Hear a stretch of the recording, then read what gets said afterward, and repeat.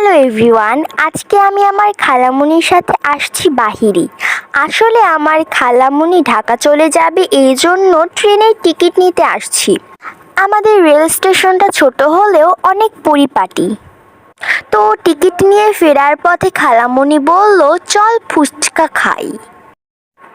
তো আসলাম খালামণির সহ ফুচকা খেতে, কিন্তু আমার পছন্দের ফুচকার দোকানে যেতে পারিনি সময় স্বল্পতার জন্য। স্টেশন থেকে ফেরার পথে রাস্তার ধারে ছোট্ট একটি ফুচকার দোকান। আজ প্রথমবার এখানে খেতে এসেছি, জানি না খেতে কেমন হবে।